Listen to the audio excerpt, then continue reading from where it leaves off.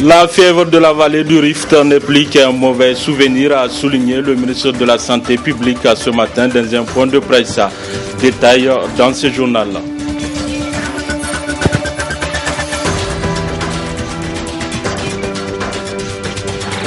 La première édition du concours littéraire en langue nationale dénommé Prix Professeur Mahamadou Ambali, lancé officiellement ce matin. Détail également dans ce journal. Mardi 14 février 2017, messieurs, dames, bonsoir et bienvenue à ces 19h45 de la télévision Labari. Les étudiants de l'université Abdou Moumouni de Niamey ont célébré ce matin leur deuxième édition de la journée de la femme scientifique, une façon d'encourager les femmes scientifiques.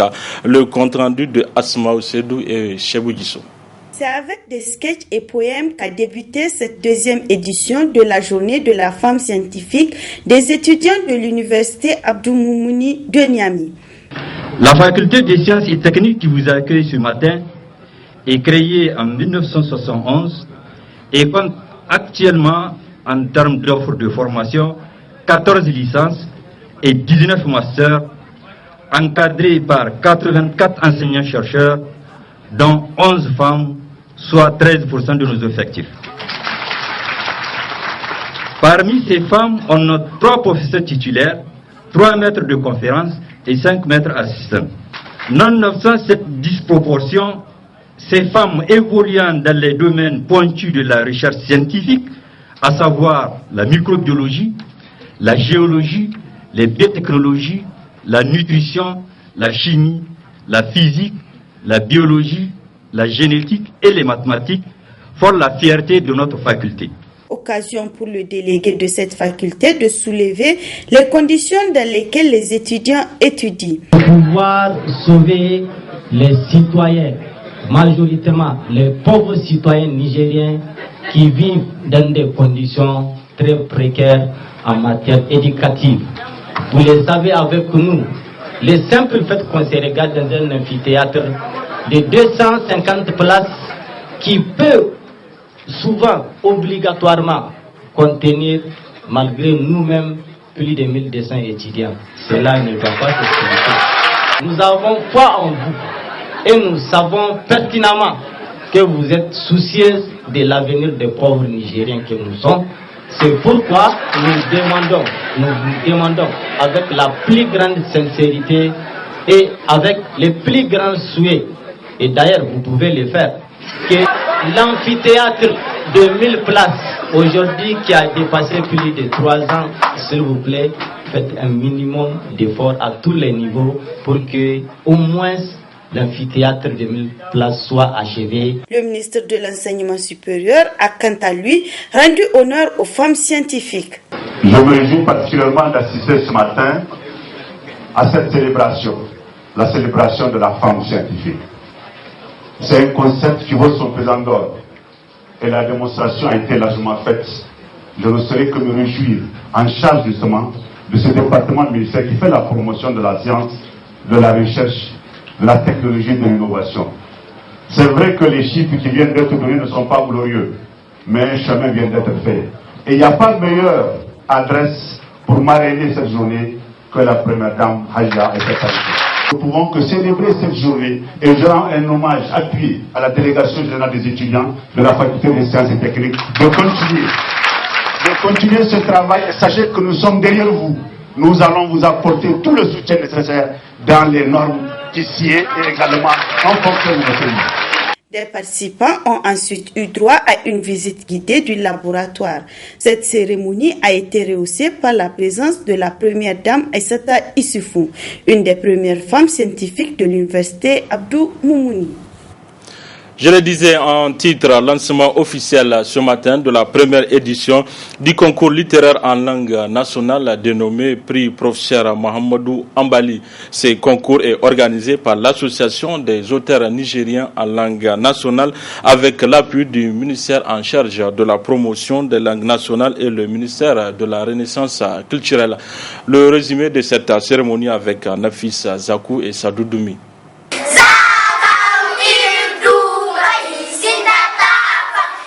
et développement durable, c'est le thème retenu pour cette première édition du concours littéraire en langue nationale dénommé Prix Professeur Mahamadou Ambali Djoudjou. En effet, les langues nationales constituent le meilleur moyen pour véhiculer le savoir et les cultures, les pratiques et les habitudes coutumières. Écrire en langue nationale, c'est réfléchir sur des contextes politiques et les défis du moment. C'est faire par écrit une analyse scientifique dans un domaine particulier. C'est construire une histoire comique, tragique, pathétique, lyrique, épique, en s'inspirant d'un fait réel ou fictif. Bref, écrire en langue nationale, c'est produire un instrument qui permet à l'individu de se divertir, de s'informer et de se former, tout comme on le fait avec les documents écrits dans les langues d'apprentissage utilisées dans les écoles. Quoi de plus édifiant que de lire une œuvre écrite dans sa propre langue maternelle. Le directeur de cabinet du ministère en charge de la promotion des langues nationales a souligné l'importance de ce concours. Ce concours contribue non seulement à la promotion de nos langues, mais aussi à une restauration définitive de la paix dans notre pays.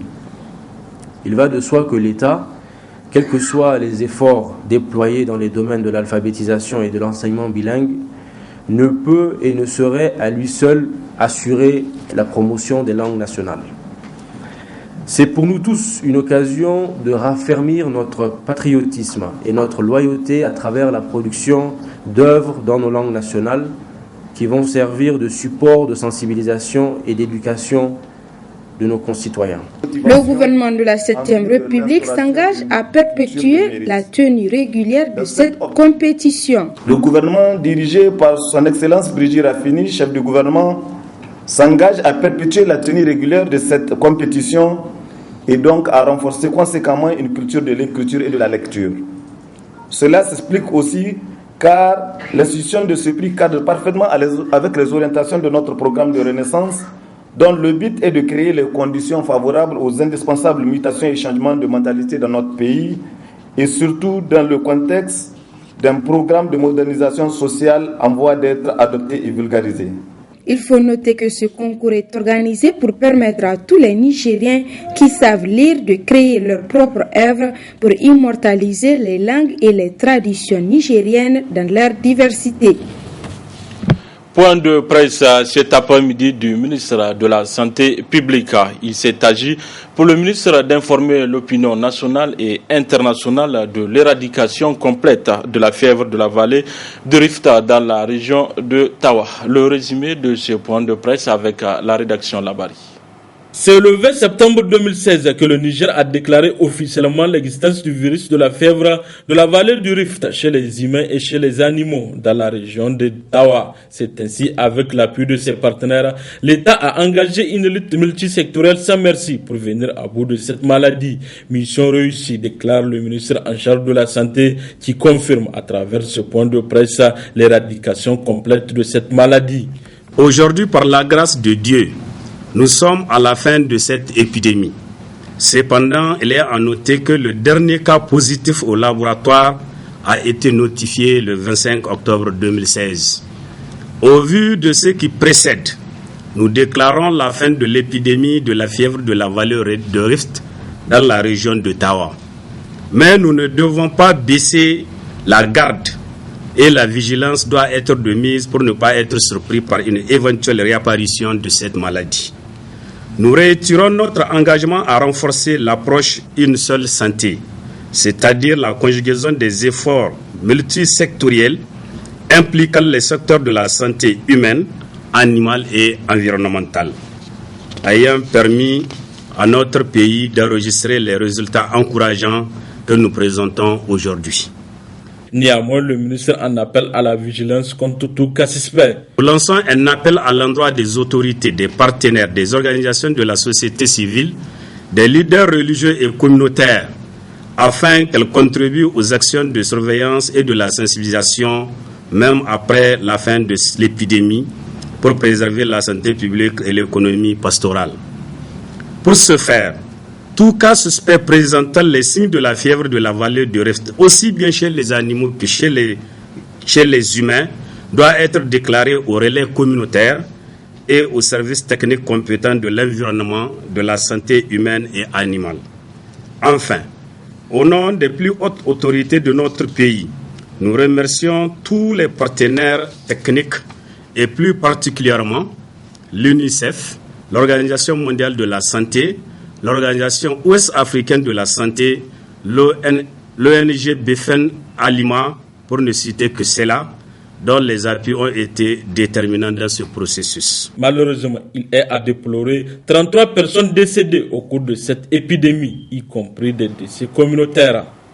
Grogne de la société civile sur le sort désormais réservé aux espaces publics qui de plus en plus sont en train d'être transformés en dépotoirs. Abdourazak Hamidou et Cheboudisso. Après la grande campagne de déguerpissement des boutiques et autres kiosques et commerces informels de manière à libérer des espaces publics occupés illégalement ou juste qui encombrent les devantures d'écoles, aucune autre solution n'a été trouvée pour ces espaces qui sont en train de devenir de véritables dépotoirs. Les populations ont estimé, notamment les commerçants, qu'ils ont été surpris. Bon, ça a fait ce que ça a fait comme tollé, mais lorsqu'il y a une opération comme ça, normalement, ça doit aboutir à quelque chose. Ce quelque chose, à notre entendement, devrait être l'utilisation, cette fois-ci, publique ou de l'intérêt public de ces espaces-là déguerpis, de ces espaces-là dégagés. Je pense que ce n'est pas responsable pour les autorités, en tout cas, que ce soit de la région de Niamey ou même pour le ministère de l'Intérieur, de faire une telle opération et de laisser observer la population le contraire de ce qu'elle a développé. Une campagne de déguerpissement qui semblait pourtant logique, mais qui depuis pèse. Ça veut dire quoi? Ça veut dire qu'au Niger, en fait, on décide sur le coup de tête. Parce que pour moi, c'est un projet. Un projet a un coût. Un coût, c'est quoi? C'est d'abord évaluer la casse que nous allons faire, dédommager ceux qui devraient être dédommagés, mais aussi le projet doit avoir une finalité. La finalité, vous dites, c'est pour sécuriser les populations, c'est pour sécuriser les marchés, c'est pour sécuriser les biens et les personnes, mais aussi c'est pour créer les conditions d'hygiène dans toute la ville de Niamey. Malheureusement aujourd'hui, je ne pense pas que Niamey, on peut continuer à appeler Niala. Quand vous regardez les grands dépotoirs qui se retrouvent aujourd'hui partout, aujourd'hui le marché de Arobanda, vous voyez, c'est un gros dépotoir malgré tout ce qu'on fait de ramassage. Quand vous regardez beaucoup d'écoles, aujourd'hui les murs ont disparu, c'est surplanté par des ordures. Ça veut dire quoi? Ça veut dire que c'est comme si ce projet-là a été mal ficelé, c'est comme si ces autorités-là engagent toujours des combats pour faire quelque chose, mais ils le font à mi-chemin. Ça veut dire qu'il y a de l'irresponsabilité là-dedans. Lorsqu'on sait qu'on n'a pas les moyens de sa politique, je pense qu'il ne faut pas engager cette politique-là. Surtout aujourd'hui, vu les pleurs, les larmes de ces pauvres commerçants, et aujourd'hui, qu'ils retrouvent leur endroit là, de venir là où les gens chient, là où les gens versent des ordures, là où les gens versent des eaux usées, je pense que c'est quand même déplorable. Et ce n'est pas du tout responsable. Cette opération, ça veut dire tout simplement que c'est devenu un échec, en tout cas à plus de 60%. Il est urgent de trouver des solutions à proposer pour ces différents endroits au risque de voir la situation empirer. Faire connaître davantage ces différentes prestations à la clientèle, tel est l'objectif que s'est assigné l'opérateur de téléphonie mobile Move Niger à travers une caravane organisée ce matin. Cette caravane qui a fait le tour des différentes places publiques et artères de la capitale a été dirigée par le directeur général de Move Niger. Le résumé avec Adam Soumane et Aboubakar Souley. La place Toulon s'est transformée en vert par la présente occasion et pour cause, elle constitue le point de départ d'une caravane initiée par l'opérateur Move Niger. Une politique de marketing permettant à cet opérateur d'être davantage plus proche de ses clients qui s'en réjouissent d'ailleurs des prestations de Move Niger. Avec Move, c'est facile à effectuer des appels, des connexions Internet et des messages. C'est les avantages qui m'ont poussé à acheter ces puces.